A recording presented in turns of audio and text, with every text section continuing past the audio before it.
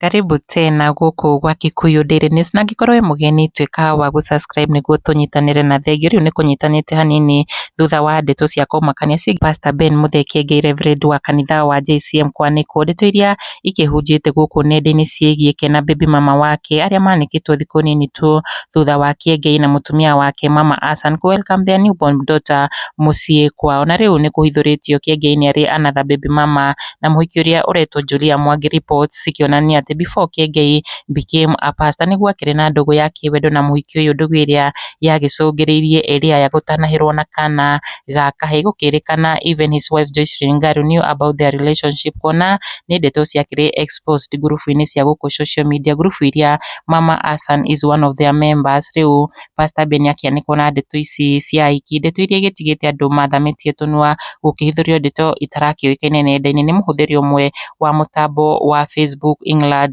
Joseph ũrĩa ũmbũrĩte ndeto ici na kuga before God changed him to become his pastor, rumors said he had a side chick who is also a baby mama with his son. Bibi Ngaru anajua because she was posted on chit chat group.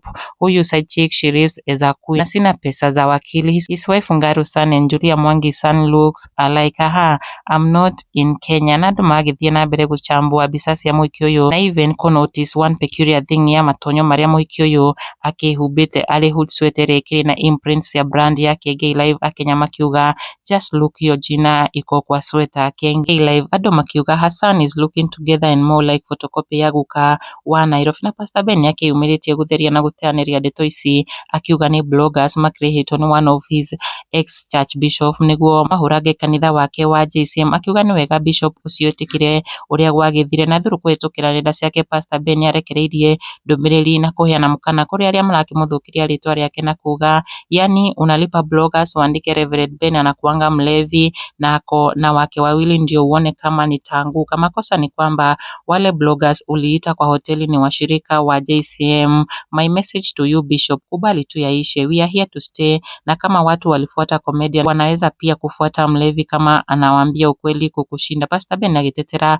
kanitha wake wa JCM wakiuga bloggers nĩ kũrĩhwo marakĩrĩhĩtwo, na mũnyaka mũnene nĩ atĩ these same bloggers nĩ ashirika a kanitha wa JCM na they refused gũthũkĩria rĩtwa Reverend wao na ihaki. Kikuyu Daily News, subscribe.